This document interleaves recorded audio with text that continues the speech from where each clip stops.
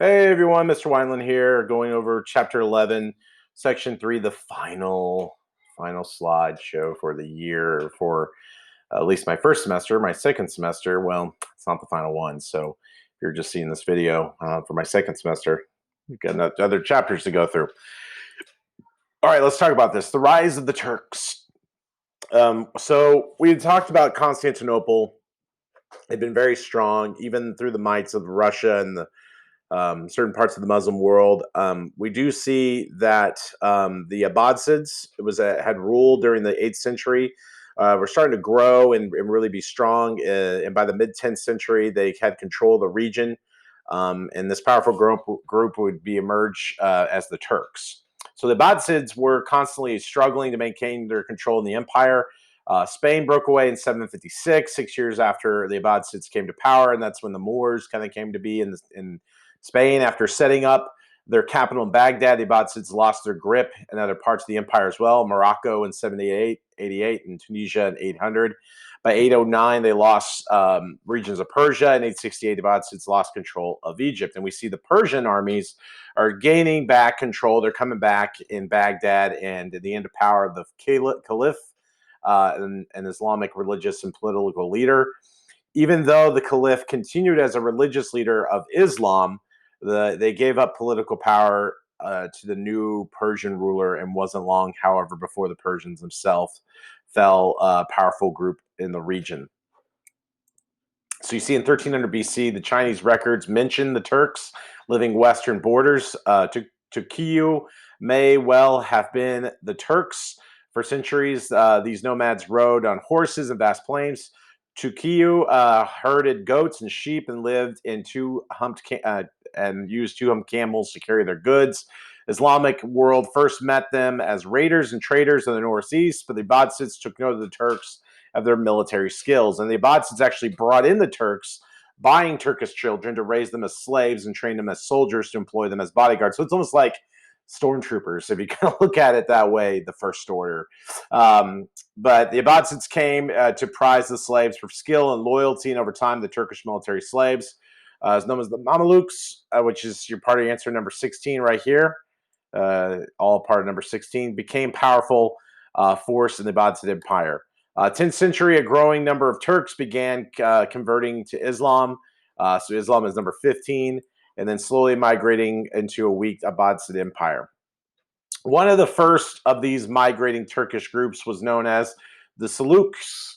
After a family led them, Seljuks gradually grew in number and strength, and by 1055 they attacked and captured Baghdad from the Persians. And 20 years later, the Seljuk sultans marched onto the Byzantine Empire, and the Battle of Mazikert in 1071, Turkish forces crushed the Byzantine defenders. Now, look, they haven't crushed Constantinople just yet, but they're slowly getting parts of the Byzantine Empire. Within 10 years, Seljuks occupied most of Anatolia, eastern flank of the Byzantium. They brought the Turks closer to the Byzantine capital of Constantinople than the Arabs of Persia had ever come. Near the conquest of the Rome, also inspired some Seljuk Sultanate of Rum from Rome. Rum survived in Anatolia, and the rest of the Seljuk Empire had crumbled. We see Baghdad and its surrounding regions. Seljuk rulers wisely courted the support of their new conquered Persian subjects. Founder of the Seljuk dynasty was Tolgir Beg, chose the Persian city of Isfahan as the capital of the kingdom. Favorable treatment of the Persian loyalty supporters of the Seljuks, and the Turks often appointed them as government officials. Brilliant Nizam Amuk, for example, the Persians who served as vizier or prime minister of most famous Seljuk sultans, Malik Shah. The Turks also showed great admiration of the Persian learning nomadic Seljuks, had arrived in Southwest Asia, basically literature unfamiliar with the traditions of Islam, which they had adopted. Now, the Seljuks, even though they crushed the Persians, they did take up some of their culture and religious guidance, adopted a lot of their language and their culture, a part of their life, admired the Persians for that. Seljuk rulers also called Shahs, from the Persian word king. And so Seljuk also promoted Persian writers because of their Islamic poetry, like Jalaluddin Rumi, whose poetry was widely read today. Rumi often wrote of his desire to achieve personal experience of God. Seljuk Shahs, like the great Malik Shah, took pride in supporting Persian artists and architects. Malik, beautiful city of Isfahan, for example, by building many splendid mosques. Turks' political and cultural preferences for Persians caused for almost complete disappearance of Arabic language from Persia. Arabic was kept alive mainly by religious scholars studying the Quran. The results of the policies Luke won strong support for the Persians, who were proud of their heritage and eager to pass it on, like other conquering peoples throughout the history. We also see Malik Shah ruled as the last of the strong Seljuk leaders. After its unexpected death in 1092, no capable Shah uh, appeared to replace him. Seljuk Empire quickly disintegrated into a loose collection of minor kingdoms. And the West launched counterattack to the Turks. The Muslims countered Holy Land, the Middle East, and which was the Crusades. Now, the Crusades was basically created to conquer Jerusalem. You have to understand that the Seljuks took over Jerusalem and Israel, and so the West basically thought, let's send in our army of knights to go take back Jerusalem. Pope Urban launched the First Crusade in 1095, called on the Christians to drive the Turks out of Anatolia, and recover Jerusalem from Muslim rule. Armies from Western Europe soon poured through Constantinople and proceeded on to Palestine. And by 1099, they actually were successful. However, they captured Jerusalem and massacred the Jewish and Muslim inhabitants.